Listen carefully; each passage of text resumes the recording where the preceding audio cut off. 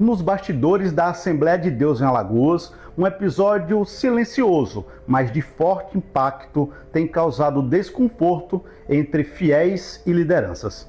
Informações apuradas com rigor indicam que Gunnar Nunes, filho do pastor presidente da denominação no estado, teria utilizado a sua influência interna para determinar a recusa de R$ 400 mil em emendas parlamentares destinadas pelo deputado federal delegado Fábio Costa ao Leal, que é o Lar Evangélico Pastor Esperidião de Almeida, uma instituição vinculada à igreja e responsável pelo acolhimento de idosos.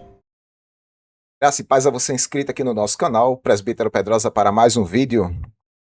Então, pessoal, eu estava devendo a vocês essa matéria aqui, falando sobre a Assembleia de Deus lá de Alagoas.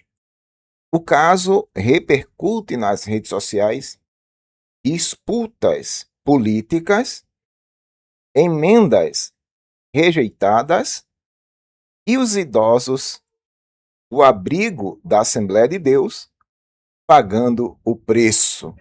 Ato, né? E é justamente esse assunto que a gente vai analisar aqui com vocês. Inclusive, tentaram silenciar o repórter que fez a matéria, irmão. Mas, Pedrosa, quem foi que tentou silenciar o repórter? A própria diretoria da Assembleia de Deus lá de Alagoas. Pasme você. Quiseram silenciar o repórter, pois está falando os fatos, a realidade. Cara, é impressionante isso que acontece dentro da Assembleia de Deus, principalmente lá de Alagoas, e a gente vai falar sobre esse assunto aqui, mas antes eu gostaria de convidar você que ainda não é inscrito no canal, se inscreva no canal, ative as notificações, deixe comentário, compartilhe os nossos vídeos, fazendo com que esse trabalho chegue o mais longe possível. Presbítero Pedrosa, canal A Voz Apologética, um canal em defesa do Evangelho, uma voz clamando no deserto. Venha você também ser membro do clube de membros, parceiro desse canal, patrocinando aí esta obra apologética, evangelística e missionária, certo? No seu celular mesmo, você pode acionar aí, ó, seja membro, pronto, e você se torna um patrocinador deste voto de confiança aí ao trabalho do Pedrosa. Eu tenho os dois vídeos aqui para falar. São duas matérias antagônicas que eu gostaria de passar para você aqui. Ok? Mas antes eu gostaria de ir aqui no site lá de Alagoas. Tá certo? TV Alagoas. Tá certo? Eu tenho um tempo para falar desse assunto. Eu já vi outros canais falando. Essa matéria é do dia 18 de janeiro. Tá certo? Eu decidi, por riscos próprios, trazer este assunto aqui, esperando mais desdobramento sobre essa matéria. E tá aqui, ó, disputa política teria barrado R$ 400 mil em emendas para o lar de idosos ligado à Assembleia de Deus. De onde, Pedrosa? De Alagoas. Os bastidores da Assembleia de Deus em Alagoas, um episódio tem gerado desconforto entre fiéis e lideranças da igreja. Está aqui o filho do Orisvaldo, né? O Orisvaldo, né? Segundo informações vinculadas no canal do jornalista Berg Moraes, que a gente vai ver daqui a pouco, uma decisão interna teria levado à recusa de R$ 400 mil em emendas parlamentares destinada ao Lar Evangélico Pastor Esperidião de Almeida, instituição responsável pelo acolhimento dos idosos. De acordo com a apuração, Gunnar Nunes, filho do pastor presidente da denominação no estado, ele teria influenciado a decisão de não aceitar os recursos enviados pelo deputado federal delegado Fábio Costa. Certo? Eu tenho essa matéria aqui, mas vou deixar o link desta matéria lá do Alagoas, né? Site do Alagoas, para os irmãos darem uma olhada, mas eu gostaria de ir lá para o canal do jornalista, aqui ó, Berg Moraes, falando sobre essa situação. Eu queria abrir um parêntese aqui no canal dele, só para mostrar algo interessante, é que existem duas matérias relacionadas com isso, tá certo? Existem duas matérias aqui, ó. Deixa eu descer aqui. Tem essa primeira matéria aqui, E tem essa segunda matéria aqui, ó. Justiça nega censura. Olha aí, ó. Justiça nega censura e filho de pastor presidente da Assembleia de Deus sofre primeira derrota ao tentar calar o jornalista. São duas matérias antagônicas que nós temos para mostrar aqui.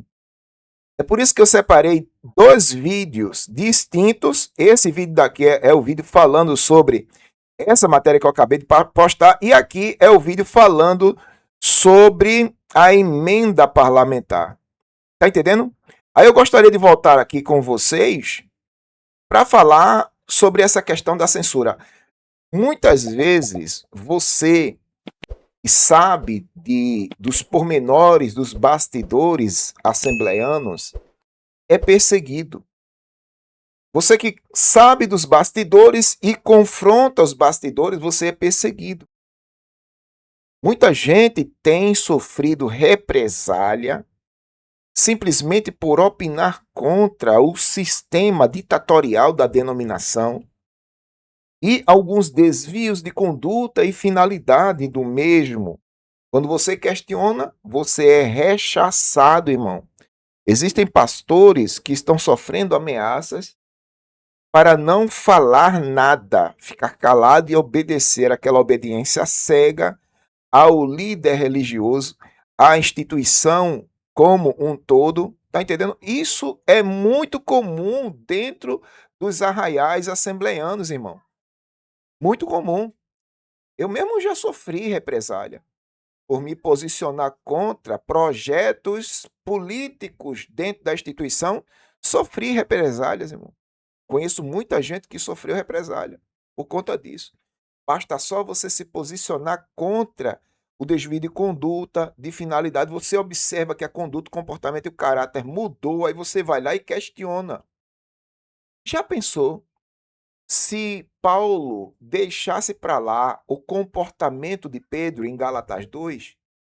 Antes de você falar bobagens aqui, dizendo que eu estou inventando coisas, leia Gálatas 2, do versículo 11 ao 14. O que é que acontece ali? Paulo observa e vê que o comportamento de Pedro se tornou duvidoso. Pedro se afastou do evangelho da graça ali, irmão. O próprio texto mostra que Pedro não andava bem e direitamente conforme a verdade do evangelho. É o próprio texto, Gálatas 2 e 14. Pode ler aí na sua Bíblia. E o que é que Paulo fez? Paulo não deixou para lá, não foi orar por Pedro, não pediu à igreja para orar por Pedro. Paulo corrigiu Pedro publicamente. Por quê? Porque o seu comportamento, a sua conduta, o seu caráter se tornou duvidoso. Mano, é impressionante. Tem gente que acha que líderes não estão aí sujeitos à correção. Estão. Paulo chegou lá e corrigiu o comportamento de Pedro. Por quê? Porque o comportamento de Pedro, naquele momento ali, contaminou a mente dos judeus, de formas que os judeus, vendo o comportamento de Pedro, fizeram o mesmo. Até o próprio Barnabé, homem de Deus, a Bíblia dá menção, né? Faz menção ao comportamento de Barnabé, mas naquele dia Barnabé se deixou levar pela dissimulação de Pedro, pela hipocrisia de Pedro e fez o mesmo. Vê, um homem de Deus, um homem santo, mas que deu lugar, irmão, se deixou levar pelo comportamento do pastor Pedro. Aí fez o mesmo. Eu acho que isso foi o motivo pelo qual Paulo se estressou, se levantou e na frente de todo mundo corrigiu Pedro. Só pelo fato dele ver os judeus dissimulando com Pedro e até o próprio Barnabé se deixou levar por sua dissimulação. Irmão, gente dissimulada, hipócrita, contamina o rebanho. Tem que cortar pela raiz. E foi o que Paulo fez. Está entendendo? Foi lá e corrigiu o comportamento de Pedro. E Paulo instruindo a Timóteo, 1 Timóteo capítulo 5, versículo 20, leia aí na sua Bíblia. Paulo instrui Timóteo a fazer o mesmo que ele fez com Pedro. Aos que pecarem, corrige-os na presença de todos para que haja temor, está lá no texto. Então, é algo normativo, tem que corrigir, irmão. Líderes também estão sujeitos a serem corrigidos na conduta, no comportamento ou no caráter. Mas tem gente que é conivente, sabe que está errado, não faz nada, está entendendo? E muitos desses coniventes vão pagar caro naquele grande dia, porque sabiam que estava errado, mas não fizeram nada para corrigir, foram coniventes, aceitaram a safadeza. Está entendendo? Dos líderes religiosos praticando iniquidade, fazendo picaretagem e nada foi feito para corrigir. Antes que você fale qualquer bobagem, verifique se o que eu falei biblicamente não procede, tá bom? Então, assim, deixa eu passar esse primeiro vídeo aqui, eu vou passar o primeiro vídeo aqui, dê uma olhada na matéria e tire suas próprias conclusões. Aqui é o repórter que estava sendo censurado por estar expondo as bagaceiras, é uma linguagem aqui de Recife, as bagaceiras que estão ocorrendo dentro das convenções assembleanas lá em Alagoas. A investida para calar a imprensa não passou da porta do fórum. O filho do pastor presidente da Assembleia de Deus em Alagoas, Gunnar Nunes, sofreu a sua primeira derrota judicial ao tentar apagar reportagens minhas, jornalista Berg Moraes. O 9º Juizado Especial Civil da capital negou a tutela de urgência e manteve no ar tudo aquilo que Gunnar preferia varrer para debaixo do tapete, Olha sabe-se aí. lá o porquê. O juiz foi claro ao afirmar que remover o conteúdo antes do devido processo seria censura prévia, Censurar. algo que a Constituição já enterrou há décadas. Segundo a decisão, atropelar o contraditório para agradar suscetibilidades pessoais não só viola o devido processo legal, como atinge em cheio a liberdade de imprensa e o direito coletivo à informação. A sentença também lembrou o óbvio que o filho do pastor e alguns outros insistem em ignorar. Gunnar Nunes ocupa cargo público como um assessor parlamentar e ostenta vida pública ativa. Traduzindo do juridiquês, quem entra na arena política não pode reclamar quando o holofote acende. Críticas duras fazem parte do pacote, especialmente quando dizem respeito à atuação política e administrativa. No fim, a Justiça ainda fez questão de deixar o caminho correto desenhado em letras garrafais. Se houver excesso, existem meios legais, como indenização ou direito de resposta. O que não existe é o botão de apagar matéria por ordem judicial preventiva. O moral da história é que a caneta da censura falhou e o jornalismo sério, de credibilidade e com compromisso com a verdade segue trabalhando. Doa a quem doer. Pronto. Eu já coloquei matérias dele aqui falando sobre a situação do filho do pastor Orisvaldo Nunes e também do próprio pastor Orisvaldo Nunes. Essa família imperial lá de Alagoas, tá entendendo? Os caciques da Assembleia de Deus lá de Alagoas, tentando censurar o repórter nas suas matérias, falando sobre as questões políticas e religiosas de lá. Tá entendendo? Então, aqui é o primeiro vídeo que está no Instagram do repórter, e aqui é o segundo vídeo, tá lá no Instagram, falando sobre a emenda parlamentar que foi rejeitada e o abrigo de idosos foi que pagou o pato nessas disputas políticas e influências da Assembleia de Deus. Vamos lá, vamos dar uma olhadinha nesse segundo vídeo aqui. Nos bastidores da Assembleia de Deus em Alagoas, um episódio silencioso, mas de forte impacto, tem causado desconforto entre fiéis e lideranças. Informações apuradas com rigor indicam que Gunnar Nunes, filho do pastor presidente da denominação no estado, teria utilizado a sua influência interna para determinar a recusa de R$400 mil em emendas parlamentares destinadas pelo deputado federal delegado Fábio Costa ao Leal, que é o Lar Evangélico Pastor Esperidião de Almeida, uma instituição vinculada à igreja e responsável pelo acolhimento de idosos. O montante estava dividido em duas emendas. 200 mil empenhados em 2024 e outros 200 mil previstos para 2025. No entanto, o que chama a atenção e levanta sérias dúvidas é que a direção da instituição perdeu todos os prazos legais para o cadastramento dos recursos, mesmo após reiterados alertas feitos pela assessoria do parlamentar. As emendas acabaram sendo devolvidas. Mas a pergunta que muita gente da igreja e fora dela tem feito é a seguinte: por que uma entidade filantrópica que cuida de idosos e depende de doações e parcerias públicas abriria mão de recursos capazes de melhorar significativamente a qualidade de vida de pessoas em situação de vulnerabilidade? De acordo com a fonte com trânsito livre na direção da instituição, a decisão não teria qualquer relação técnica ou jurídica. O motivo, segundo relatos, seria político. Gunnar Nunes é apontado como pré-candidato a deputado federal e, conforme a denúncia, a manutenção da emenda poderia fortalecer a imagem de Fábio Costa junto ao eleitorado evangélico, um capital político considerado estratégico e decisivo. Em termos práticos, para evitar a projeção de um possível adversário, optou-se por abrir mão dos recursos que atenderiam idosos. E a disputa eleitoral teria falado mais alto que a missão social. Ou seja, é melhor tirar dinheiro dos velhinhos do que dar destaque a quem quis os ajudar. O episódio reacende um debate sensível, porém inevitável, sobre a fronteira entre fé, política e dinheiro público. Ao receberem recursos oriundos de emendas parlamentares, entidades religiosas assumem não apenas obrigações legais, mas também um compromisso moral com a transparência.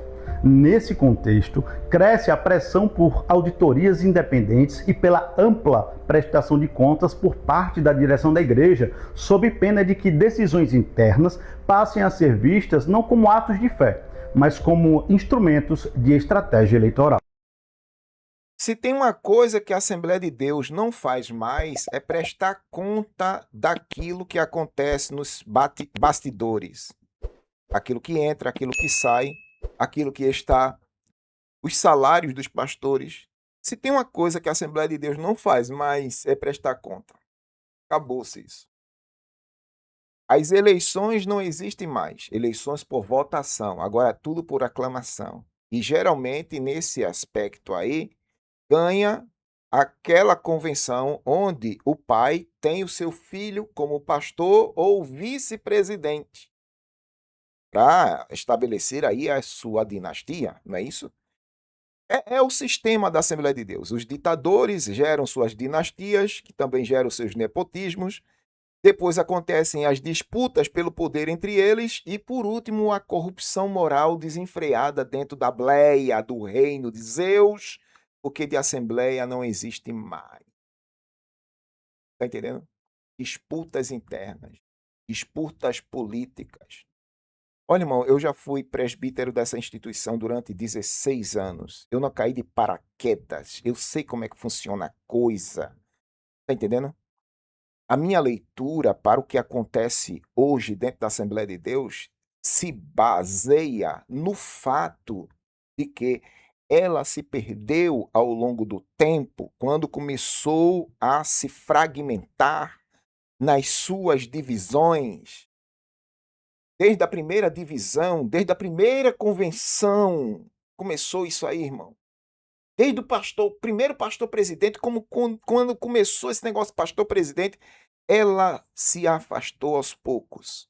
E agora ela está a quilômetros de distância da presença de Deus.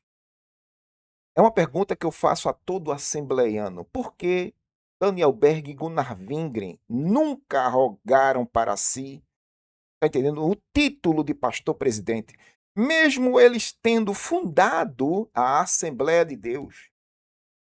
Né? Eles fundaram a Assembleia de Deus. E ao longo dos anos, depois da fundação da Assembleia de Deus, 1918, eles nunca arrotaram para si: eu sou o presidente da denominação.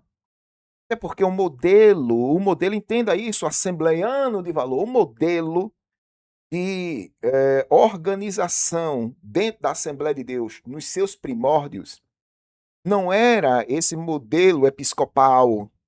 Saiba disso. Não existiam pastores presidentes nos dias de Gunnar Wingre e Daniel Berg. Foram os pastores brasileiros que inventaram esta moda. Infelizmente, a moda pegou e o resultado é esse aí, a disputa pela maldita cadeira da presidência. E quer conhecer um homem, dê poderes a ele, principalmente os evangélicos. Irmão, mas Daniel Berg nunca arrotou para si ser pastor presidente. Gunnar Wingren também. Aí quando começou as rinchas e os rachas entre os pastores suecos e os pastores brasileiros, aí a coisa começou a desandar. A primeira convenção, a CGADB, o primeiro racha, Paulo Leivas Macalão funda lá, depois o Ministério de Perus e outros rachas, e a Assembleia de Deus hoje é a denominação mais fragmentada do mundo. Se eu fosse comentar aqui quantas convenções tem a Assembleia de Deus, eu ia passar horas e horas aqui. Convenções e mais convenções. Não é isso? Pastores presidentes. E alguns deles milionários. Né? É a triste realidade da Assembleia de Deus. Mas vai cair aqui os haters, dizendo que eu estou inventando coisas. Não existe, Pedrosa, ditadores na Assembleia de Deus. Não existe. Não existe dinastias na Assembleia de Deus, não existe. Nepotismo, Pedrosa, não existe nepotismo nos templos centrais da Assembleia de Deus. Isso é coisa da tua cabeça, Pedrosa, não existe nepotismo. Disputas pelo poder, Pedrosa, poxa, tu tá inventando coisa, tu tá doido. Não existe disputas pelo poder dentro da Assembleia de Deus. E corrupção moral, aí é que não existe mesmo, Pedrosa. Não existe mesmo, viu? É mentira sua, não existe. A coisa mais fácil é provar que existe corrupção moral. É só você ir aí no Google agora. No Google, chame o Google aí. E digite no plural: escândalos nas Assembleias de Deus. Dê um enter e veja a lista que vai abrir na sua frente. E não se impressione se a maioria dos nomes que aparecerem ali serem de pastores presidentes das Assembleias de Deus. Aqui fica a minha crítica, a minha denúncia sobre o sistema maldito que se implantou dentro da Assembleia de Deus. E se você concorda comigo, deixe sua opinião aí nos comentários. Né? Vai agregar conhecimento aqui, deixe sua opinião nos comentários. Se você discorda de mim, diga por que você discorda e deixe nos comentários. Tá bom? Eu gostaria de saber a sua opinião sobre esse assunto. Uma vez mais, eu lhe agradeço. Presbítero Pedrosa, canal A Voz Apologética, um canal em defesa do Evangelho, uma voz clamando no deserto. Curta, comente, compartilhe e se inscreva, faça com que esse trabalho chegue o mais longe possível. Eu encerro meu discurso citando 1 Timóteo, capítulo 4, versículo 1. O Espírito expressamente diz que nos últimos tempos alguns apostatarão da fé, por darem ouvidos a espíritos enganadores e doutrinas de demônios, sob a hipocrisia de homens que falam mentiras, tendo cauterizada a sua própria mente. Deus abençoe e até a próxima.